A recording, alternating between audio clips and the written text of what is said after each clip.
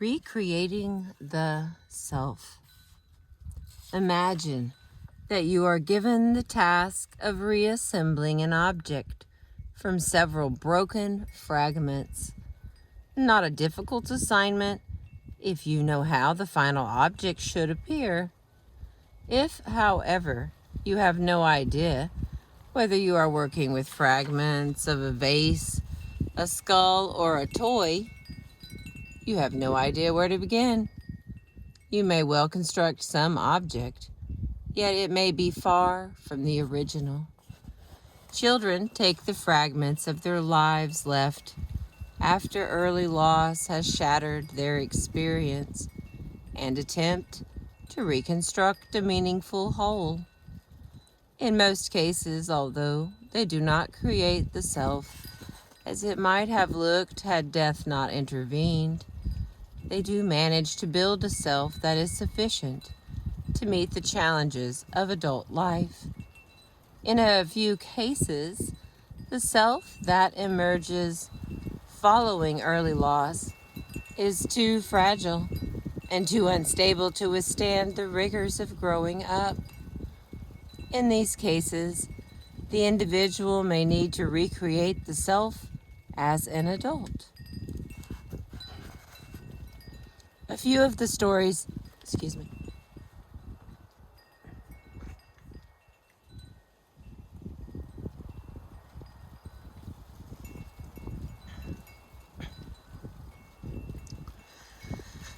Okay.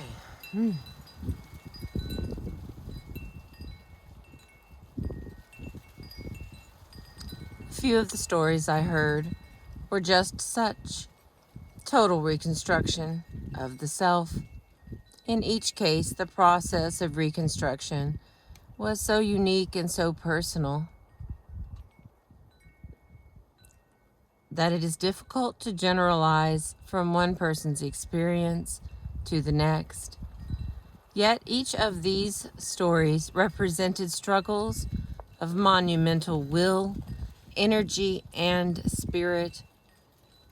The individual literally brought forth a new self, created in part from necessity, in part from opportunity, and in part from determination and a will to survive. Each of these three stories is a triumph of the human spirit. Shawna's story. Shawna was orphaned at the age of 2 when her single-parent mother died suddenly of a stroke. She was then placed with a cousin who promised to raise her as if Shawna were her own daughter. Yet Shawna always felt that there was an enormous difference between being a daughter and being like a daughter. We were 2 people living in the same house, but I would not call us a family. Shawna remembers hearing repeatedly, "This is not your home. You are only here because I say so." Shawna grew up painfully aware. Shawna grew up painfully aware that she was missing someone in her life who would love her unconditionally, no matter what she did. Learning well the lesson that she could break no rules if she wanted to continue to have a home, Shawna grew up to be a very good girl. Shawna's cousin would often become angry at any small infraction of the rules. She would yell at Shawna, and if in anger Shawna made the mistake of yelling back, her cousin would hit her with an electrical cord she had removed from a toaster just for the purpose of keeping Shawna in line. Once Shawna tried to run away and go to the home of another cousin. Unwelcome there, she returned to the only home she knew. Shawna learned a bitter lesson. There was no fairy godmother who would rescue her from life with her abusive cousin. She was completely on her own, and if she was to be saved, she would have to save herself. By the time she was 14, Shawna had also learned that if she wanted any material things, she would need to buy them or get them for herself. She saved her money and hunted for bargains. Even necessities like underwear and shoes were her responsibility. Shawna had no one on whom she could depend, and she needed to be her own caretaker in every respect. Shawna was a good student in school, and teachers usually liked her. She remembers one teacher in particular who spent extra time tutoring her and eventually began inviting Shawna to come and spend time at her own home. Although Shawna longed for a normal home and a family of her own, she was reluctant to accept her teacher's offer.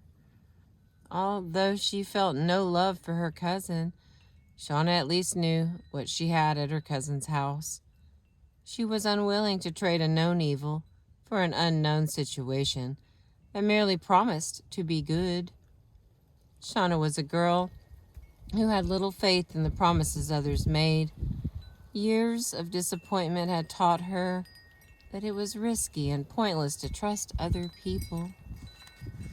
By the time she was a senior in high school, Shawna was suspicious, emotionally distant, and often alone. She did not feel safe enough to reach out to anyone. I didn't take any risks. People needed to hang in with me for a very long time before I would even give them a chance. Although she could not articulate what was missing from her life, Shawna knew that something she needed desperately in order to grow and survive was absent. When she was 18, Shawna met a woman from her church, a woman who was in her early 50s, about the age Shawna's mother would have been if she had lived. The woman remembered Shawna's mother from years ago and also recalled Shawna as a little girl. At first, Shawna was skeptical of this woman's offers of friendship.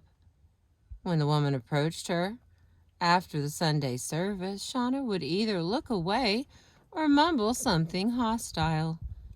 She was both angry and frightened. This woman was not put off by Shawna's angry response. She continued to approach the girl for many months, until finally Shawna allowed herself to be open to this woman's kindness. She and I created a bond. I call her my mother to this day, and I call her husband my father because I needed to find a family. I really needed that. I needed a hug sometimes. I needed somebody to just pat me on the shoulder. I couldn't grow up without that. Shawna needed acceptance and unconditional love, and this woman was able to provide that for her for many years. At first, their relationship resembled that between a mother and a young child. This woman would take Shawna shopping for clothes, and Shawna would respond like a little girl, as if she could not pick out her own shoes or her own dresses. She would let this woman tell her what looked nice and offer her advice. Not only advice as to how a young woman should dress, but also guidance as to how a young woman should behave. Shawna tagged along after her new friend, like a little duck paddling after its mother. I loved letting her care for me, she says. Shawna and her adopted mother went places together, but most importantly, they just spent time near each other. Shawna loved hanging out with her mom. She would often sit and just watch with a mixture of affection and curiosity as this woman would read the newspaper or drink her coffee. Once I was able to be a child, get that love, be taken care of, I think then I started to grow up right there in her house. I could see myself getting mature. Shawna never actually moved in with this woman and her family, but she spent all of her time after school or work in her adopted mother's home. Her cousin was only too glad to get Shawna out from underfoot and never questioned her relationship with this woman. When she went off to college, Shawna did not act like the other young freshmen. Instead of spending time at the student union after classes were over, Shawna, who was a day student, would come home to her adopted mother's house. They would then resume the routine that had started in high school. Shawna would tag along with her friend as the woman went about her daily chores. Sometimes they would sit and watch television together. Shawna felt like a child in elementary school who comes home and has milk and cookies with her mom after a day away at school. She remembers being aware that she was more like a girl of 8 or 9 than a young woman of 19. Yet, Shawna knew she was getting something very important from this woman, something that she needed desperately if she was ever to grow into a woman herself. Throughout this period, separations from her adoptive mother were always difficult for Shawna. Whenever the woman would go on vacation with her own family, Shawna would panic. Her first thought was always that something terrible would happen and that her second mother would be taken away from her forever. Realizing that Shawna was like a dependent and helpless child, even though she was chronologically an adult woman, her adopted mother offered her the reassurances and comfort Shawna needed in order to endure increasingly long separations. Shawna was growing just like a child, learning how to be away from her mother. After she graduated from college, Shawna received a management position with a large and successful company. Although she had the technical skills to do the job, Shawna still felt like a girl of 12 rather than like a woman in her 20s. She remembers being awed and frightened when she was handed the roster with the names of her supervisees. How could she possibly be supervising someone else when she herself did not quite feel grown? After her first day at work, Shawna would come home, first days at work, Shawna would come home and ask her adopted mother for advice on how to handle problems in the office. This woman, continuing her function of mother, would guide Shawna through the problems she was having with her employees. Shawna's confidence grew, and eventually she came to trust that she could handle the circumstances at work without her mother's help. In her mid-20s, Shawna, like all growing children, began to rebel against her mother. She can laugh now at some of her adolescent behavior that marked her first real separation from the woman who had quite literally raised her to adulthood. Like any mother and daughter, they struggled over issues of autonomy. Shawna was convinced that her mother would not like her friends. Her mother felt that Shawna was growing too independent. Eventually, the two, like most mothers and daughters, resolved their differences. They continued to respect one another, yet they acknowledge that the lifestyle of a 60-year-old is quite different from that of a woman in her 20s. Shawna feels convinced that she could not have grown into adulthood without the help of this woman. The person I am today I owe to her. She took an emotionally stunted girl and helped her grow into a woman. It is rare that one has the opportunity to be reparented to the extent that Shawna was. It is also rare, however, that one has as little nurturing and guidance as Shawna experienced growing up. Shawna knew that the relationships she might find in adulthood would not be sufficient to help her to grow up, given the damage from her early loss. She needed quite literally to create the home environment of a young girl who was raised by a loving mother. Shawna's story has some similarities to the complicated relationship that author C.S. Lewis developed with Mrs. Moore, his longtime companion.